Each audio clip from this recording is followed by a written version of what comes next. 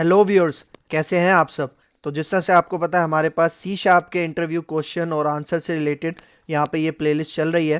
तो आज के इस लेक्चर के अंदर मैं आपके लिए लेकर आया हूँ एक बहुत ही ज़्यादा बेसिक इंटरव्यू क्वेश्चन जो कि तकरीबन हर इंटरव्यू के अंदर पूछा जाता है, लेकिन इसका जो आंसर है उसकी इम्प्लीमेंटेशन जो कैंडिडेट्स होते हैं वो सही तरह से इंटरव्यू में नहीं कर पाते। इसका मतलब कि किस तरह से इस क्वेश्चन को आंसर करना है उसको वो सही तरह से कैंडिडेट्स नहीं कर पाते। ठीक है, तो मैं आज जो मेन पॉइंट्स हैं जिनको अगर आप हिट करोगे तो आप इजीली अपने इंटरव्यूअर के ऊपर एक अच्छा इंपैक्ट डाल सकते हो। ठीक है, तो ये पॉइंट देखो, यहाँ पे जो क्वेश्चन है वो क्या है, सिंपल सा क्वेश्चन है कि भाई डिफरेंस बताओ डॉट नेट और सी शार्प में, कि भाई dot net versus C sharp. भाई देखो, एक बात याद रखना, गलती से भी इंटरव्यूअर को ये मत कह देना कि डॉट नेट और सी शार्प सेम है, मतलब डॉट नेट और सी शार्प सेम चीजें हैं, गलती से भी ये मत कहना, वरना अदरवाइज समझ लो कि एक बहुत बुरा इंपैक्ट आप डाल दोगे अपने इंटरव्यूअर के ऊपर। ठीक है,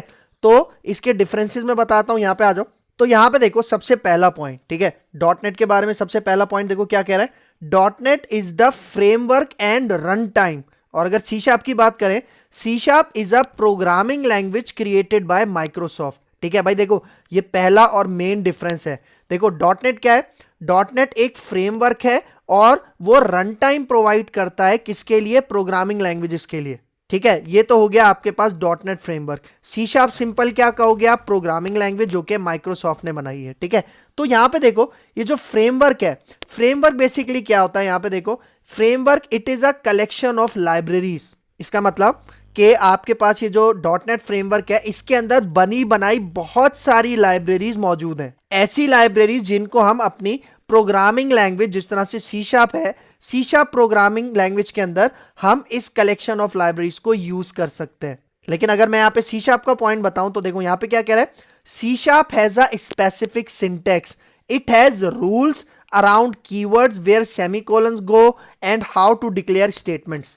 तो यहां पे क्या कह रहा है, सी शार्प के पास सिंटेक्स होता है, याद रखना, मतलब प्रोग्रामिंग लैंग्वेज के पास अपना एक सिंटेक्स होता है, क्योंकि जो सिंटेक्स होता है वो आपको फ्रेमवर्क प्रोवाइड नहीं करता। फ्रेमवर्क बेसिकली आपको कलेक्शन ऑफ लाइब्रेरीज प्रोवाइड करता है, मतलब बनी बनाई क्लासेस, बने बनाए इंटरफेसेस, कलेक्शंस, बहुत सारी चीजें आपको प्रोवाइड करेगा जो आपको यूज करना है सी शार्प के अंदर, सी शार्प के सिंटेक्स के अकॉर्डिंग। मतलब कोडिंग को लिखना कैसे है ये आपको आपकी प्रोग्रामिंग लैंग्वेज बताती है, ना कि फ्रेमवर्क। फ्रेमवर्क कनेक्टेड होता है आपकी सी शार्प प्रोग्रामिंग लैंग्वेज के साथ। इसका मतलब जो डॉट नेट फ्रेमवर्क है वो सी शार्प प्रोग्रामिंग लैंग्वेज के साथ कनेक्ट है। यही वजह है कि C sharp dot net framework की सारी कलेक्शन ऑफ लाइब्रेरीज को यूज कर सकता है। ठीक है, क्योंकि भाई देखो सी शार्प लैंग्वेज के अंदर, प्रोग्रामिंग लैंग्वेज के अंदर अपने उसके वो बहुत सारे कीवर्ड्स हैं ना, जिस तरह से फॉर लूप हो गया, इफ हो गया, बहुत सारी स्टेटमेंट्स हैं, ठीक है, नेस्टेड फॉर हो गया, ये सारी चीजें हो गई। तो ये सारी चीजें प्रोग्रामिंग लैंग्वेज मतलब सी शार्प से स्पेसिफिक हैं। ठीक है, तो एक ये पॉइंट है। फिर देखो नेक्स्ट पॉइंट, यहां पे देखो क्या कह रहा है, बहुत ज्यादा important point, C sharp is built with dot net framework. मतलब जो सी शार्प प्रोग्रामिंग लैंग्वेज है वो डॉट नेट फ्रेमवर्क के साथ मिलके बनाई गई है। इसका मतलब अगर मैं सी शार्प के साथ डॉट नेट को हटा देता हूं तो मेरी जो सी शार्प प्रोग्रामिंग लैंग्वेज है वो किसी काम की नहीं रहेगी। यही वजह है कि सी शार्प प्रोग्रामिंग लैंग्वेज को सी शार्प डॉट नेट भी कहा जाता है, और जो प्रोग्रामर्स, जो डेवलपर्स सी शार्प के साथ काम करते हैं उनको डॉट नेट डेवलपर्स भी इसी वजह से कहा जाता है। और भाई देखो जरूरी नहीं है कि डॉट नेट फ्रेमवर्क के साथ सिर्फ और सिर्फ सी शार्प लैंग्वेज है, डॉट नेट फ्रेमवर्क के अंदर बहुत सारी लैंग्वेजेस आती हैं, मतलब बहुत सारी लैंग्वेजेस हमारे इस डॉट नेट फ्रेमवर्क के साथ कनेक्टेड हैं, जिस तरह से एफ शार्प हो गया, जिस तरह से जे शार्प हो गया, और भी बहुत सारी लैंग्वेजेस हैं। तो वो सारी प्रोग्रामिंग लैंग्वेजेस क्या करती हैं, डॉट नेट फ्रेमवर्क के अंदर जो कलेक्शन ऑफ लाइब्रेरीज हैं उनको यूज करती हैं। ठीक है, तो ये पॉइंट आपने याद रखना है। फिर देखो नेक्स्ट पॉइंट, देखो यहां पे क्या कह रहा है, system and system dot collections are the libraries of dot net framework which is used by C sharp. भाई देखो बहुत ज्यादा इंपॉर्टेंट पॉइंट, मैंने क्या बताया कि हमारे पास कलेक्शन ऑफ लाइब्रेरीज होती हैं डॉट नेट फ्रेमवर्क के अंदर। तो अब यहां पे इस पॉइंट में दो आपको लाइब्रेरीज के बारे में बता रहा है, एक तो सिस्टम है और एक सिस्टम डॉट कलेक्शंस है। भाई देखो, ये जो सिस्टम नेम स्पेस है ना, जो सिस्टम लाइब्रेरी है, ये वही लाइब्रेरी है जिसके अंदर कंसोल क्लास आती है।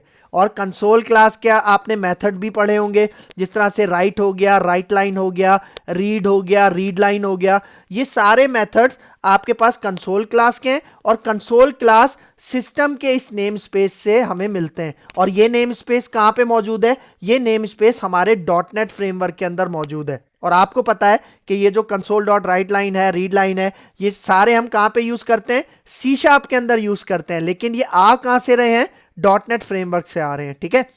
फिर सेम इसी तरह सिस्टम डॉट कलेक्शंस। भाई देखो, कलेक्शन की क्लासेस आपने पढ़ी होंगी, जिस तरह से लिस्ट हो गई, ठीक है, जेनरिक लिस्ट है, और भी बहुत सारी हमारे पास कलेक्शन की क्लासेस हैं, ठीक है।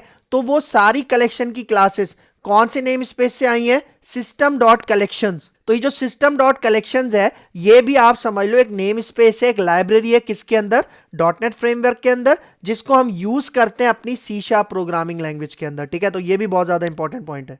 फिर देखो next point, C sharp is both a component and object oriented programming language. भाई देखो, ये तो आप सबको पता होगा, जितने भी सी शार्प डेवलपर्स हैं, सी शार्प को हम ऑब्जेक्ट ओरिएंटेड प्रोग्रामिंग स्टाइल के अंदर भी यूज कर सकते हैं, और कंपोनेंट जिसके अंदर हम डायरेक्ट फंक्शंस वगैरह बनाते हैं, ठीक है, क्लासेस और ऑब्जेक्ट्स नहीं बनाते, ठीक है, तो उसके थ्रू भी हम सी शार्प को यूज कर सकते हैं, ठीक है। फिर देखो यहाँ पे नेक्स्ट पॉइंट बहुत ज्यादा इंपॉर्टेंट पॉइंट है, ठीक है। देखो यहाँ पे क्या कह रहा है? It helps you to run your dot net application, it provide CLR, garbage collector etcetera. मतलब देखो, ये जो डॉटनेट आपके पास फ्रेमवर्क है ना, यही आपकी डॉटनेट एप्लीकेशन को रन करने में मदद करता है। डॉटनेट एप्लीकेशन किसको मैं कह रहा हूं? जो हम सी शार्प एप्लीकेशन बनाएंगे ना, जिसके अंदर हम सी शार्प की कोडिंग करेंगे, तो वो होगी हमारी डॉटनेट एप्लीकेशन। इसका मतलब है, देखो यहाँ पे क्या कह रहा है, it provide CLR, common language run time, and garbage collector and so on, मतलब एक्सेट्रा।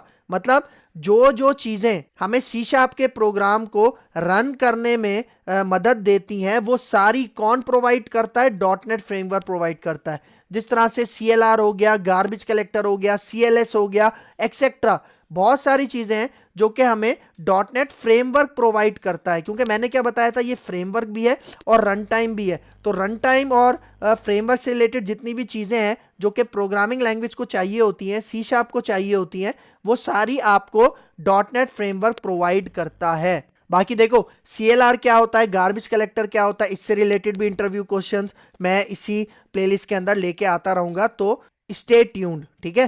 फिर आ जाओ नेक्स्ट पॉइंट, आगे आ जाओ। अब यहां पे देखो क्या कह रहा है, dot net is a programming platform that is use for developing Windows, web based and mobile software. मतलब ये जो डॉटनेट आपके पास है, ये क्या है? बेसिकली प्रोग्रामिंग प्लेटफॉर्म है, जिसको यूज करके आप क्या कर सकते हो? विंडोज, वेब बेस्ड या मोबाइल बेस्ड एप्लीकेशंस भी बना सकते हो, ठीक है। जबकि सी शार्प की तरफ अगर आओ, तो यहां पे क्या कह रहा है, allowed to write applications that target both desktop and mobile devices. भाई इसका मतलब सी शार्प प्रोग्रामिंग के थ्रू आप क्या कर सकते हो? डेस्कटॉप और मोबाइल डिवाइसेस के लिए जो एप्लीकेशंस होती हैं, उनकी कोडिंग कर सकते हो। लेकिन उनकी जो कोडिंग का सारा एनवायरनमेंट होता है, जो लाइब्रेरीज होती हैं, वो आपको कौन प्रोवाइड करता है? वो आपको ये डॉटनेट फ्रेमवर्क प्रोवाइड करता है, ठीक है। तो ये भी बहुत ज्यादा इंपॉर्टेंट पॉइंट है। फिर आगे आ जाओ, फ्रेमवर्क के बारे में बता रहा है, ठीक है। A framework is just a bunch of code that the programmer can call without having to write it explicitly. इसका मतलब फ्रेमवर्क के अंदर क्या होता है? बना बनाया कोड होता है, बनी बनाई बहुत सारी लाइब्रेरीज होती हैं। तो जब आप फ्रेमवर्क के साथ काम कर रहे होते हो, तो सबसे बड़ा बेनिफिट क्या है कि वो जो सी शार्प का प्रोग्रामर है, उसको कोड खुद से लिखने की जरूरत नहीं पड़ती। मतलब उसका टाइम, उसकी एनर्जी यहां पे क्या होती है? वेस्ट होने से बच जाती है, क्योंकि हम डॉटनेट फ्रेमवर्क के अंदर जो चीजें हैं, डायरेक्ट उसको हम कॉल कर रहे होते हैं अपनी प्रोग्रामिंग लैंग्वेज के अंदर, ठीक है।